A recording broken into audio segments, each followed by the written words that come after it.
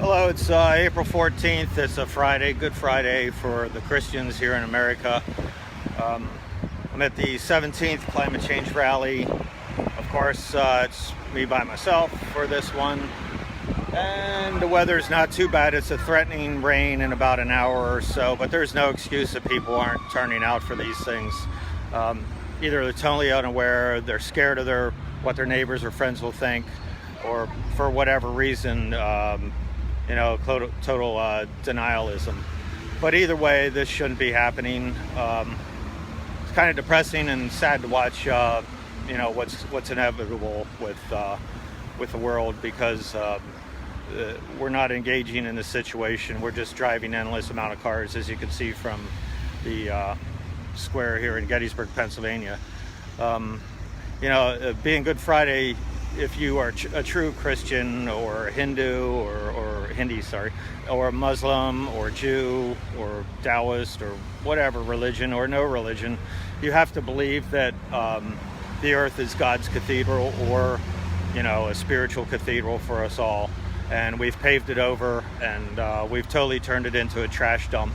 We're crapping in our own nest, and if you believe in God or Yahweh or some spiritual being, I don't think we're intended to trash our own planet and shit in our own nest. So, a Good Friday message maybe for everyone, rather than worrying about Jesus and whoever else you believe in. Maybe you need to start considering Mother Earth, which, if you believe in God, God created the earth. If you believe it just happened, it just happened. But either way, hold on a second. Either way, Americans especially are out of touch with reality as to what's happening. The CO2 level has been holding at 413. It'll go down somewhat in the summer because the trees come online for the northern hemisphere and add more oxygen, which is an indication of a possible way out of this situation, but no one gets it. So the significance of 413 parts per million is that only 350 is supposedly the upper limit of survivability for humans. Parts per million. We're at 413. So 350 is the uppermost survivability limit, and we're at 413. There's a 10-year to 20-year time lag between CO2 levels and temperatures catching up. So we're in deep trouble within the next 5, 3, 10 years, whatever. It's splitting hairs at this point. It's well within your lifetime, most likely, unless you're in your 90s. And it's definitely within your child's lifetime or grandchild's lifetime. They're going to die. It's going to be a food insecurity issue, not only from heat, but also from just weather whipping, all sorts of things. You got the whole Midwest right now in the United States, all the way from North Dakota, South Dakota, Nebraska, Minnesota, Iowa, all the way down the Mississippi River that are in utter flood. And that's a breadbasket for the United States. Then you got Manitoba and Canada that also is a breadbasket for the world, and they're in flood as well. Ontario is supposed to get flooding today, and flood watch until next Tuesday. Here in Gettysburg, we're going to get an inch or two of rain. We have farmers here too. So it all comes down to food initially, and then also whether you can swim your way out of it and whether your house can float. So it's a very sad situation. Very few people stop and ask questions as, why am I here, or what's going on? Either they know or they don't care. This idea of just ignoring the issue is just insanity.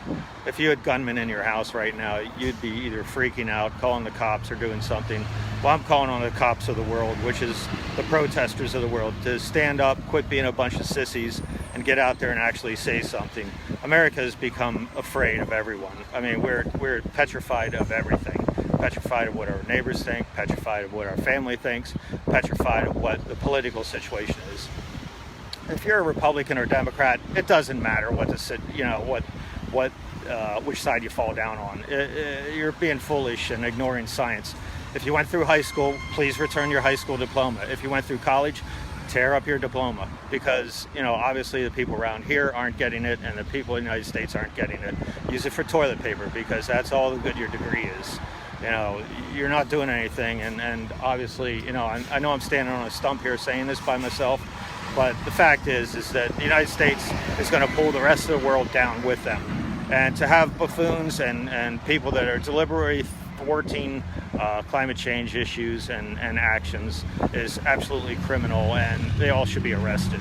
If your politician is not speaking out about climate change every day when they're running for president, they are absolutely undeserving of the office. I mean, this is a life-threatening situation. Within 10 years, we're most likely all going to be dead. That's the way it is. We're not taking action, and the CO2 levels keep going up. And every planet in the past, Venus, Mars, Venus and Mercury and everything, their CO2 levels are way up. Now they're a lot higher, but I'm just talking about survivability of humans. We have a very small window. We're clever, but you're not clever enough to grow food, and the food is not clever. Okay, so you're not going to survive. So I wholeheartedly say on this day, Good Friday and Earth Day coming up, and protest rallies coming up, you need to start doing your part, because you are obviously not doing it.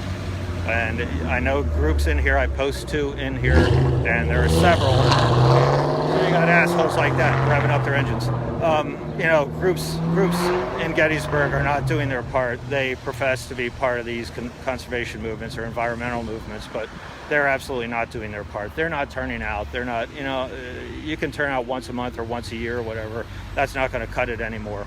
You are going to die, okay? So look at your children, look at your grandchildren. Do you really love them?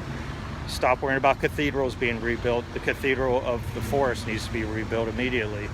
And you need to cut down on the CO2 levels. Get a car that's more fuel efficient, demand wind and solar power, or some technology to get us out of this situation. If we're spending thousands of dollars figuring out how to blow up a brown man halfway around the world who's got no problem with us other than the fact we're trying to kill him, then there's an issue going on. We're wasting our money for fuel subsidies to the oil companies, and we're not subsidizing those who can research and actually do something about it right this second. You want jobs?